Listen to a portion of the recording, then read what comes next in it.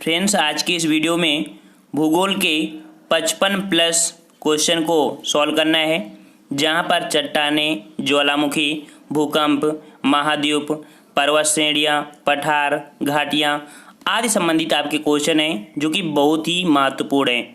तो फ्रेंड्स, चलते हैं यहाँ पर स्टार्ट करते हैं। और अगर आप नए हैं तो हमारे चैनल से जुड़ सकते हैं और बेहतरीन से बेहतरीन तैयारी कर सकते हैं।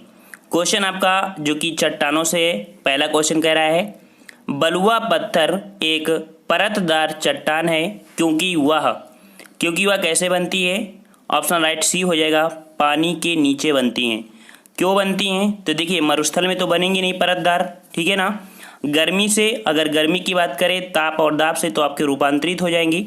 पहाड़ के ऊपर आपके तो परतदार बन नहीं सकती हैं, अर्थात ऑप्शन राइट आपका क्या हो जाएगा, पानी के नीचे बनती हैं, ठीक है। नेक्स्ट क्वेश्चन आपसे कह रहा है, आग्नेय चट्टानों के लिए निम्नलिखित में से कौन सा कथन सत्य है? कौन सा कथन सत्य है? तो देखिए, यहाँ पर कह रहा है, इनमें पुरानी जीवाश्म बहुत कम होते हैं। ये बात बिल्कुल गलत है।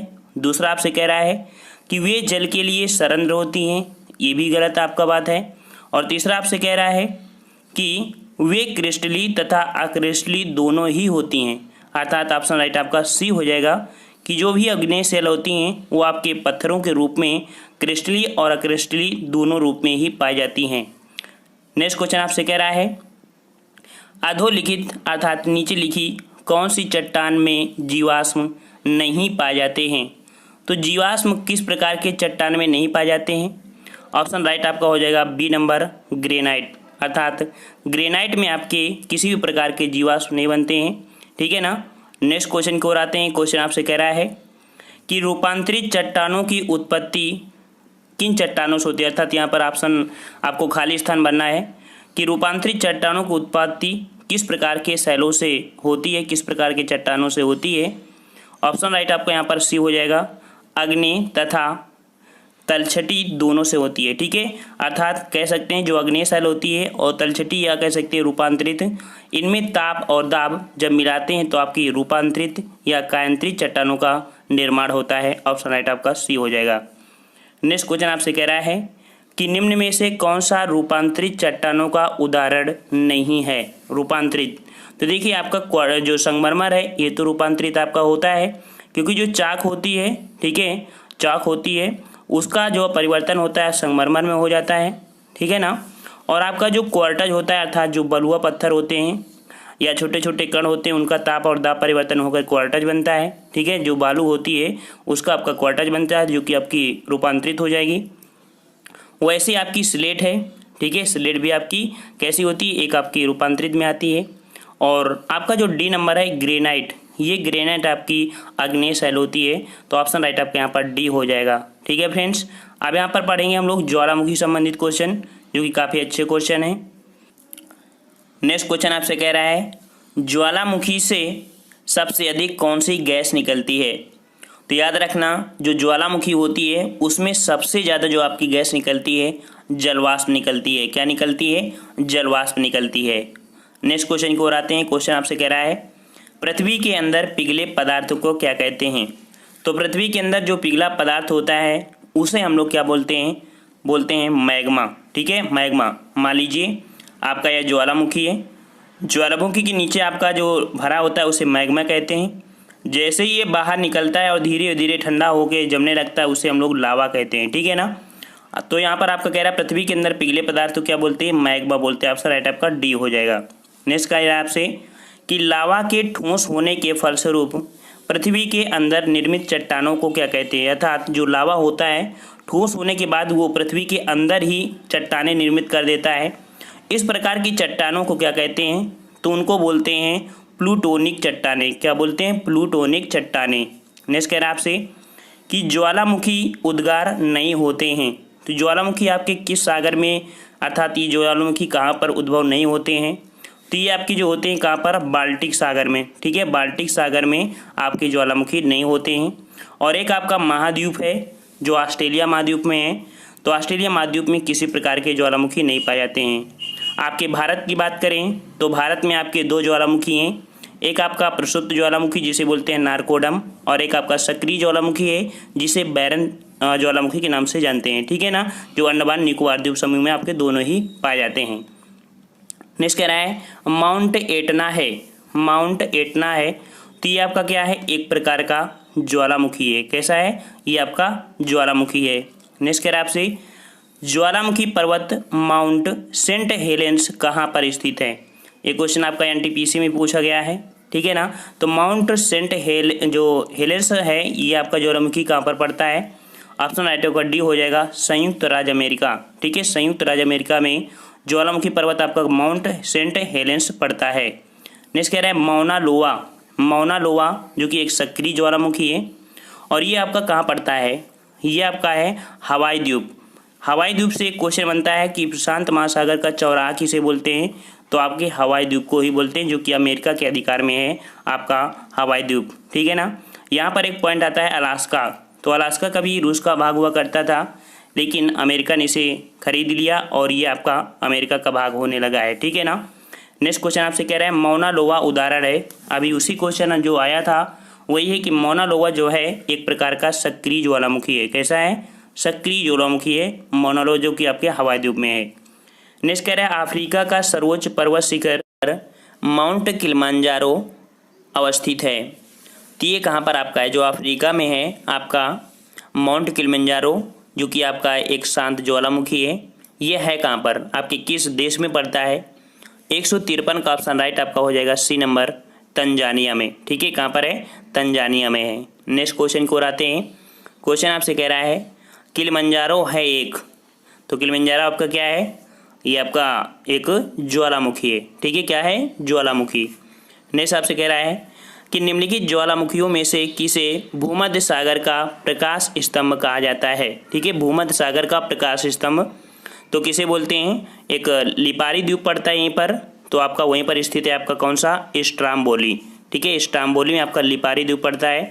तो इसे भूमध्य सागर का प्रकाश स्तंभ क्यों बोलते हैं, तो देखिए आपका जो भूमध्य सागर है, मान लो ये भूमध्य सागर है, तो ये जो आपका है कौन सा, स्ट्राम्बोली, ये काफ़ी दूर तक फैला हुआ है और इसमें हमेशा आपके लावा वगैरह निकलता रहता है। इस कारण आपके भूमध्य सागर में क्या है, प्रकाश होता रहता है। इस कारण से इसे बोलते हैं भूमध्य सागर का प्रकाश स्तंभ, ठीक है, समझ गए होंगे। चलिए नेक्स्ट क्वेश्चन आपसे कह रहा है संसार का सर्वाधिक सक्रिय ज्वालामुखी कौन सा है।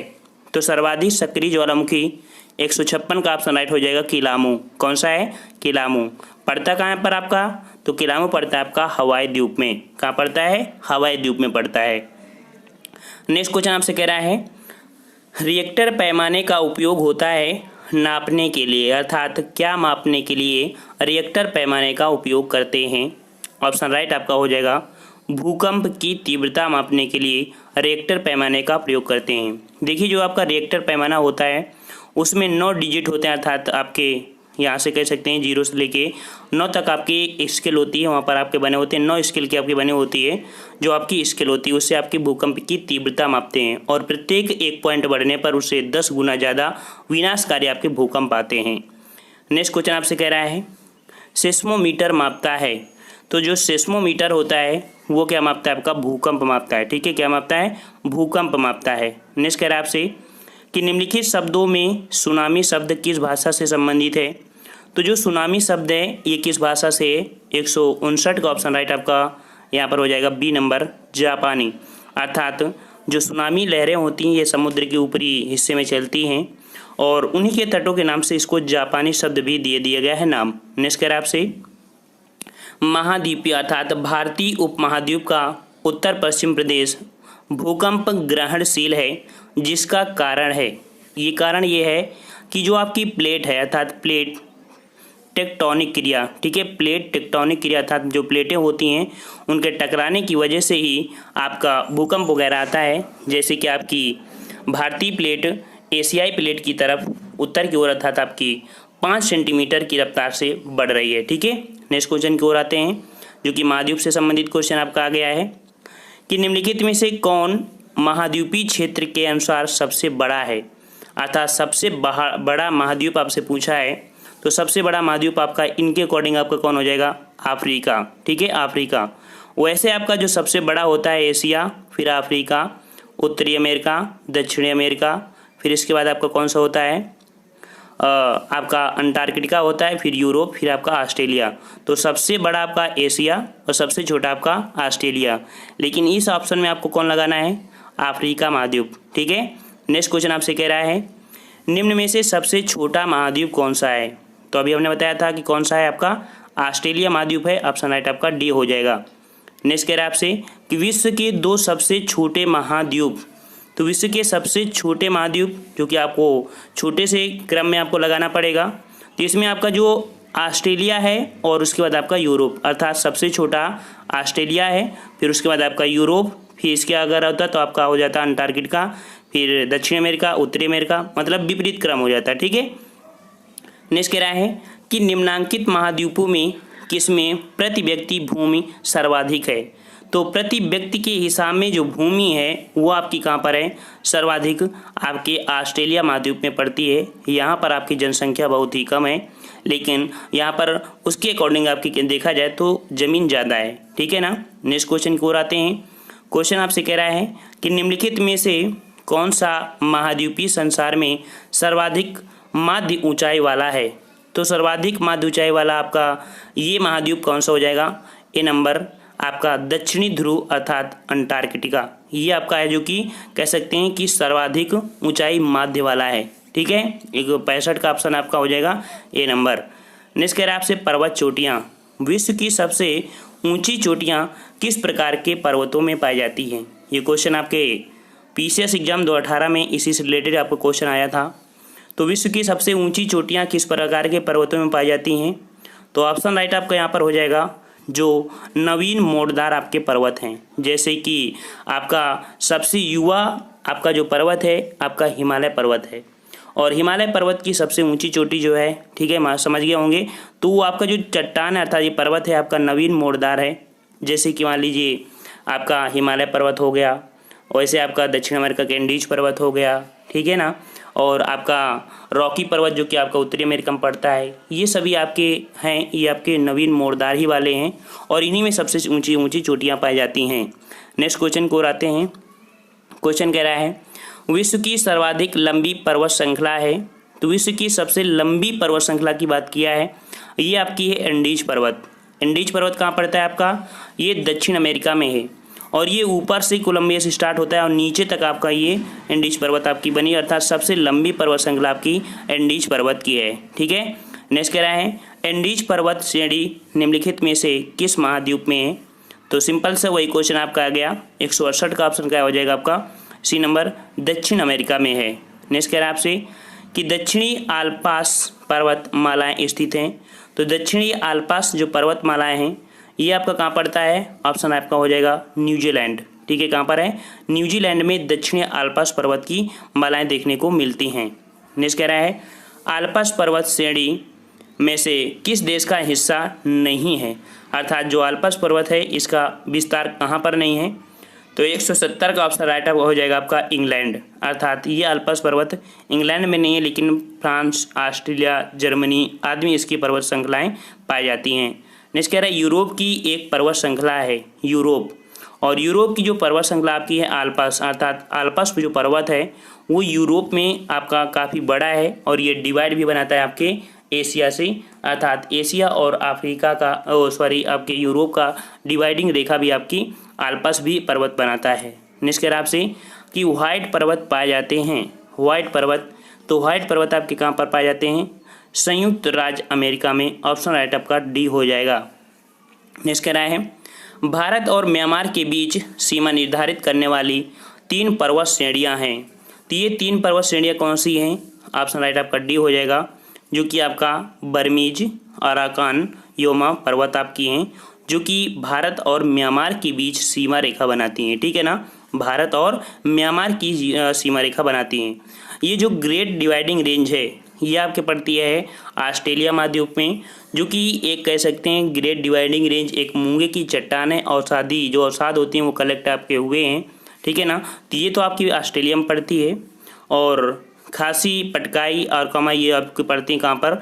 तो आपकी ये मेघालय में पड़ती है। लेकिन ये क्रम के हिसाब में देखा जाए तो आपका डी हो जाएगा बर्मीज, अराकान, योमा पर्वत आपकी जो चाप हैं ये आपके भारत और म्यांमार के बीच सीमा बनाते हैं। नेक्स्ट कह रहा है हिमालय का विस्तार अराकानयोमा जिस देश में स्थित है वह है, तो वह आपका कौन हो जाएगा? अभी आपने पढ़ा था कि ये आपका कहाँ पड़ता है? म्यांमार में पड़ता है, ठीक है, म्यांमार में। नेक्स्ट कह रहा है ब्लैक फॉरेस्ट, बहुत ही अच्छा क्वेश्चन आपका है। और जो ब्लैक फॉरेस्ट है ये आपका पर्वत है, ना कि आपका जंगल है, ठीक है। तो ब्लैक फॉरेस्ट पर्वत आपका कहाँ पड़ता है? जर्मनी में। ऑप्शन राइट आपका बी हो जाएगा, जर्मनी में। लेकिन वहीं पर अगर ये हो जाता ब्लैक पहाड़ियाँ, तो ब्लैक पहाड़ियाँ आपकी जो पड़ती हैं वो आपके यूएसए में पड़ती हैं, ठीक है ना। नेक्स्ट क्वेश्चन की ओर आते हैं। क्वेश्चन आपसे कह रहा है ब्लैक पर्वत, तो ब्लैक पर्वत आपका कहाँ पड़ेगा? ऑप्शन राइट आपका हो जाएगा डी नंबर, यूएसए में, ठीक है, यूएसए में। नेक्स्ट कह रहा है आपसे ड्राकेंसबर्ग पर्वत स्थित है, तो ड्राकेंसबर्ग जो आपका पर्वत है ये आपका कहाँ पड़ता है? तो जो वर्ग संबंधित है जैसे कि आपका पिट्सबर्ग हो गया, ये सभी आपके कहाँ होते हैं? दक्षिण अफ्रीका में पड़ता है ड्राकेंसबर्ग, ठीक है ना। नेक्स्ट क्वेश्चन आपसे कह रहा है किस महाद्वीप में एटलस पर्वत स्थित है? एटलस पर्वत, तो एटलस पर्वत जो आपका है ये आपका पड़ता है कहाँ पर? अफ्रीका में। कहाँ पड़ता है? अफ्रीका में आपका एटलस पर्वत पड़ता है। नेक्स्ट कह रहा है माउंट टिटलिस स्थित है, तो माउंट टिटलिस जो पर्वत है ये आपका पड़ता है कहाँ पर? स्विट्जरलैंड में, ठीक है, स्विट्जरलैंड में, जो कि सुंदर घड़ियों के लिए आपका जाना जाता है यूरोप में। नेक्स्ट कह रहा है आपसे स्पेन और फ्रांस के मध्य कौन सा पर्वत सीमा बनाता है? ये क्वेश्चन आपका पूछा भी गया है। और स्पेन और फ्रांस के मध्य जो ये सीमा बनाता है ये पर्वत का नाम है, ऑप्शन 180 का हो जाएगा यहाँ पर आपका बी नंबर, जो कि पिरेनीज पर्वत है, ठीक है ना। नेक्स्ट कह रहा है आपसे पठार, पठार कह रहा है कि तिब्बत के पठार की समुद्र तल से औसत ऊंचाई कितनी है? तो औसत ऊंचाई यहाँ पर कितनी हो जाएगी? 181 का ऑप्शन राइट आपका डी हो जाएगा, 5 किलोमीटर। अर्थात कह सकते हैं कि 5000 मीटर वाले जो हैं ये आपका पठार है। वैसे आपके जो पठार होते हैं लगभग 700 मीटर तक होते हैं, 5000 तक नहीं जाते हैं। ये आपका तिब्बत का पठार जिसे विश्व के छत के नाम से जानते हैं, ये एक अपवाद है, जिसकी हाइट आपकी कितनी है? 5 किलोमीटर, ये कह सकते हैं 5000 मीटर है, ठीक है ना। नेक्स्ट कह रहे हैं पठार वह स्थित है, पठार पर स्थित नगर, तो पठार पर आपका जो नगर स्थित है ये आपका कौन सा है? तो आपका हो जाएगा मैड्रिड। कौन हो जाएगा? मैड्रिड, जो कि आपका पठार पर स्थित है। नेक्स्ट कह रहे हैं संसार की छत अर्थात रूफ ऑफ द वर्ल्ड किसे कहते हैं? तो अभी हमने आपको बताया था कि संसार की छत के नाम से जो जानते हैं वो किसे जानते हैं? तो आपका 183 कसी पामीर का पठार ये होता है सी नंबर। अब घाटियों संबंधित आपका क्वेश्चन देखने को मिलेगा। कह रहा है संयुक्त राज्य अमेरिका के दक्षिण कैलिफोर्निया में स्थित मृत घाटी जिसे डेड वैली बोलते हैं में किसका एक उदाहरण है? तो ये किस प्रकार का उदाहरण है? तो आपके 4 ऑप्शन हैं और 184 का ऑप्शन राइट हो जाएगा रिफ्ट घाटी, ठीक है, रिफ्ट घाटी का आपका उदाहरण है। एक घाटी ये है और एक घाटी इसके नीचे है, जब समांतर में एक ऊपर उठी होती है एक नीचे दबी, वो आपकी रिफ्ट घाटी होती है। नेक्स्ट कह रहा है मृत घाटी जानी जाती है इसकी, क्यों जानी जाती है? मृत घाटी क्यों कहते हैं? ये इसलिए कहते हैं क्योंकि अत्यधिक उष्णता के कारण ही इसे मृत घाटी बोलते हैं, ठीक है। ऑप्शन राइट आपका यहाँ पर 185 का क्या हो जाएगा? ए नंबर हो जाएगा।